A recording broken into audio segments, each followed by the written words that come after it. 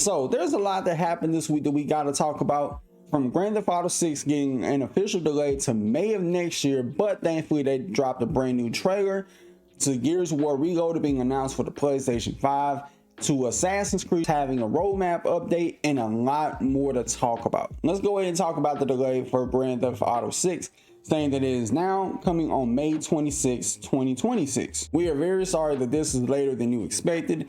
The interest and excitement surrounding a new Grand Theft Auto has been truly humbling for our entire team. We want to thank you for your support and your patience as we work to finish the game. With every game we've released, the goal has always been to try and exceed your expectations, and Grand Theft Auto 6 is no exception.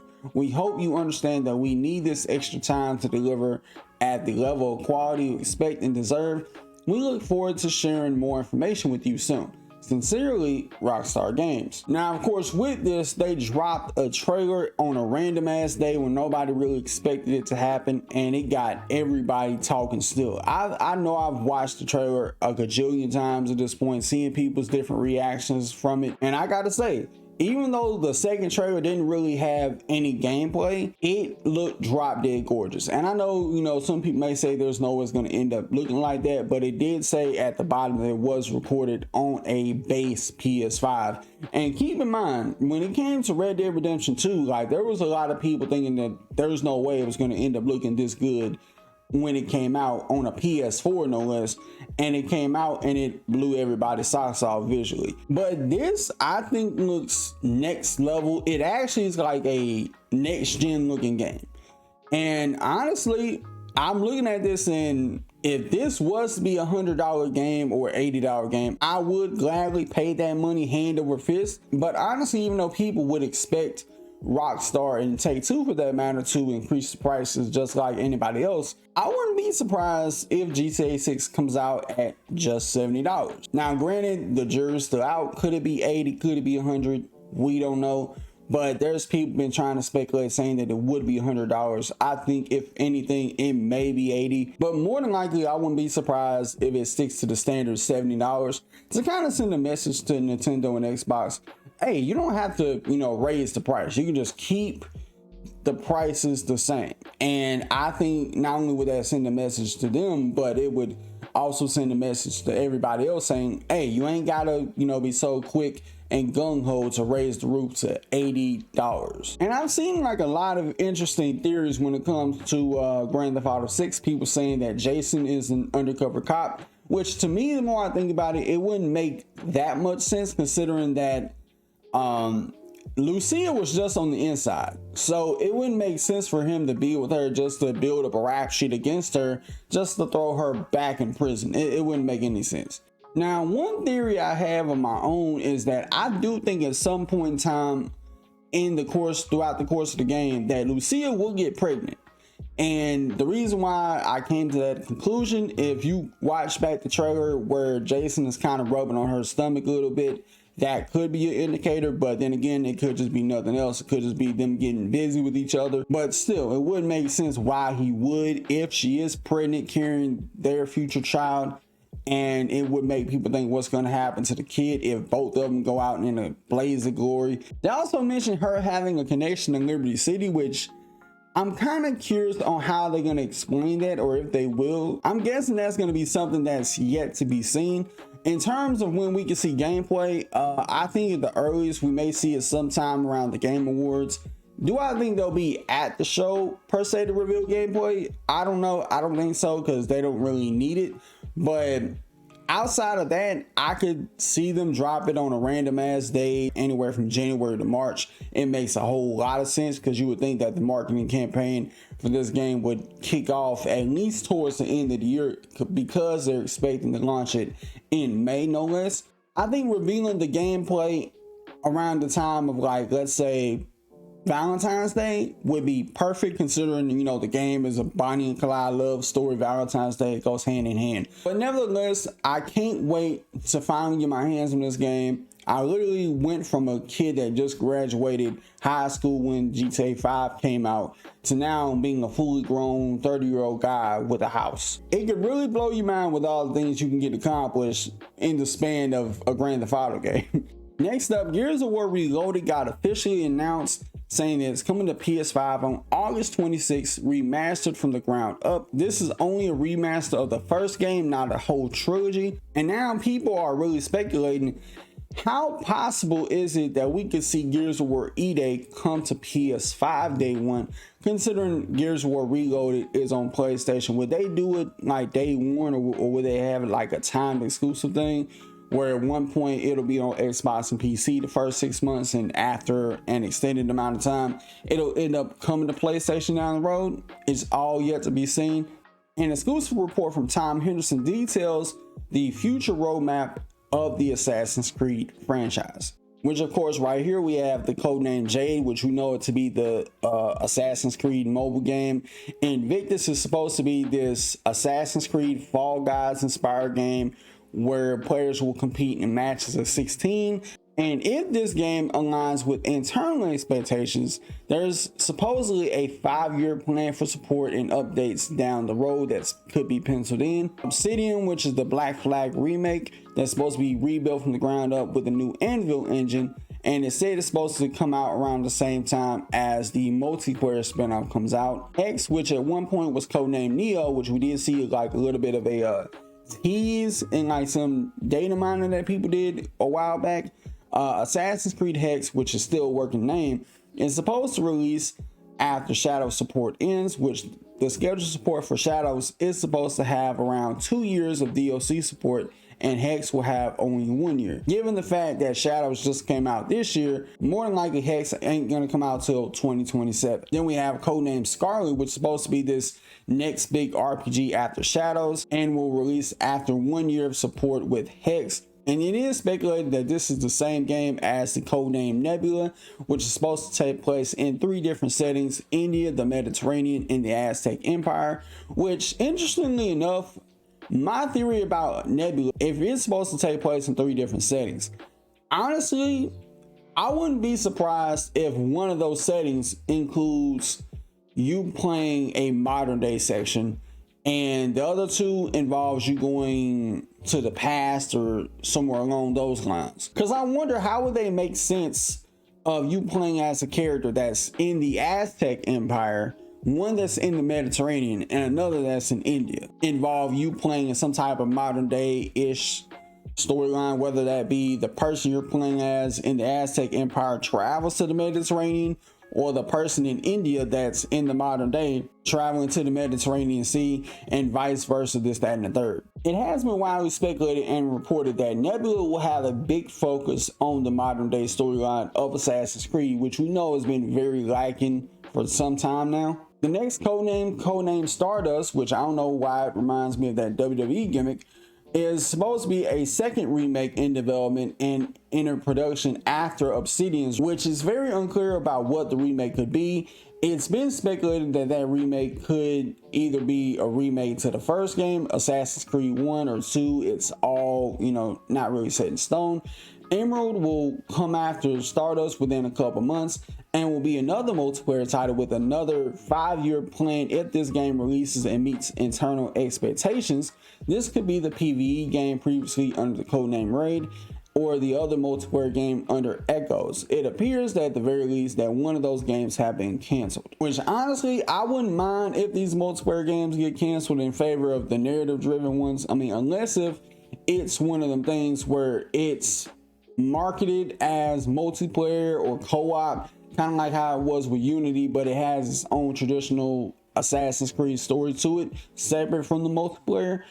I wouldn't mind it if they do something like that, but if it's completely multiplayer, then it's like, I don't know about that. Then we get to RPG 3, which is something that it sounds like they don't even know what it's going to be yet, don't even have its own codename, developer, or theme, but it's supposed to release after Scarlet's 2 years of support. So by the time this third RPG comes out, we'll already be on the PS6, which damn, that makes me feel old. And the third remake, which also doesn't have a codename, developer, or game, but it will be a remake that will be released after 1 year of the third RPG's release. That the second remake that's going to come out is probably going to be AC1, and this one may be AC2 or Brotherhood, considering that those are the most 2 beloved entries in the Assassin's Creed franchise. Now, after 84 years and counting, Mind's Eye officially has had gameplay get leaked out to different Twitter accounts, and this is supposedly from Leslie Benzies, who is renowned for his work on Grand Theft Auto 4 and 5 respectfully. This game is supposed to come out sometime June 10th, which is literally right around the corner, and we've not seen a lick of gameplay. And at this point, when we ain't seen any gameplay, I was starting to think this game may have been a sham or a scam. But based off this little gameplay segment of you driving around, it does feel like it's very Grand Theft Auto slash Watch Dogs inspired. And here we do get a first look at the combat for the game, which I gotta say looks pretty decent from what I'm seeing. It don't look half bad. But I want people to understand something, that this is a small team, so I don't want nobody to try to have these, you know, crazy expectations that, oh, it ought to be this, you know, crazy looking game. I've seen people say that this could end up being something like the Mafia games, where it's this big open world just with a narrative sandbox that you can just, you know, play around in. But I wouldn't be surprised if this is leaning more into the Watch Dogs vein, in the sense of you have a lot of open world stuff to do. And if that's the case, I'm down for it. Visually, I think this game looks beautiful. And actually, I'm gonna say this, I think it blows a lot of other games that come to the market out the fucking water. It's been reported that future PS5 games, EA as well, they have no plan on raising the video game prices. People pointed out, because of Ghost of Yotai being listed at $70, that it could just mean that PlayStation does not have plans to increase their prices of games for now. Andrew Wilson said, quote, "In terms of pricing power, our business is very different today than it was just 10 years ago.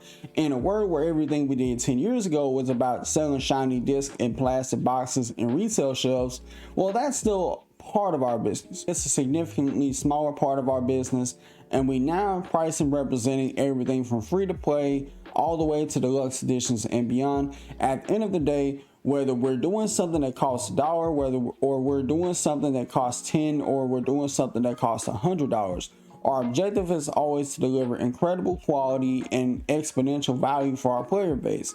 And we've discovered over the course of time is when we can marry quality and value together, our business is strong, resilient, and continues to grow. From a guidance perspective, we've reflected no changes in our current pricing strategy at this point," which that last part was from the CFO, Stuart Canfield. And here's my thing about that. I think that is just one of them things we'll be hearing for now. And I think at some point, I wouldn't be surprised if PlayStation does follow the trend of $80 games, or EA for that matter. I think between both, I think EA probably would be the first to, you know, step out on the $80 goods versus PlayStation. Now, PlayStation ain't said nothing officially. EA has. So if they were to turn around and raise the roof to $80, there's gonna be a lot of people that's gonna be upset about that, because what changed? If you're gonna sit here and say that you're not gonna raise the price, then stick to it. Now, I would love nothing more if EA and PlayStation just, you know, maintain that standard of 70, and, you know, be a way to send the message to Xbox and Nintendo, hey, you don't have to raise the price of everything. But again, would I be surprised if they raise the price? No. I'm just saying you have a chance here to send the message to your competition and to the rest of the industry. Hey, guys, we ain't got to fall down the $80 rabbit hole just because Nintendo does it. We're not them. They're on a different plane than we are. An unannounced single player game from Naughty Dog has been canceled earlier this year. Now, according to Daniel RPK on Patreon, he did say that out of all the single player projects that they have in development right now at Naughty Dog, one of them was canceled recently that was helmed by Vineet Agarwal, I'm probably butchering the hell out that name, who was previously the director of the online title, and that this game was in development no more than a year and was still in the early stage, and he subsequently left Naughty Dog. But another single player title has already been in development for around the last 3 years, that's led by Sean Escaig of Marvel's Avengers, which no further details are known about that game. I do think it's a little wild you canceled this super secret single player game that was supposedly in the works that had like a year's in incubation. But we get a brand new game that's secret that is speculated to be a Uncharted 1 remake, which, even though I don't think that many people would be opposed to it, people want something brand new from Naughty Dog. Like outside of Intergalactic, we would want something new. And the person who is spearheading this game is the person who made Marvel's Avengers. I don't know if that really gives me or anybody else the slightest boost in confidence of that game's success, considering how much of a dud that Marvel's Avengers was. Now, whose fault do you place that on? Square Enix, the developers, both? Sure. So it's almost like one of them things, for their sake, I hope it's a remake, but if it is something that's brand new, you better knock everybody's socks off to the moon. Like, the cow better jump over the moon when we see that shit.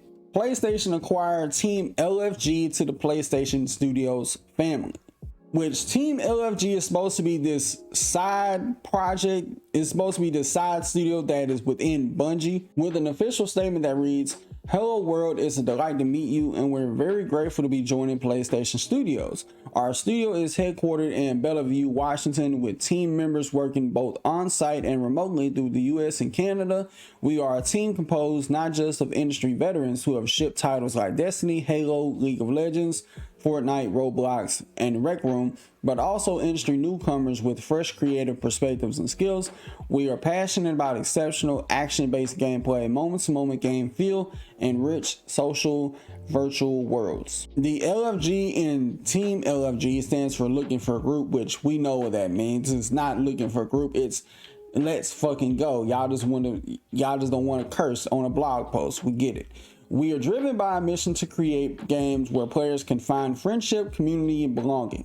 We want our players to feel excited when they log in to discover their teammates already hanging out online. We want our players to recognize familiar names and to make myths and memes out of each other.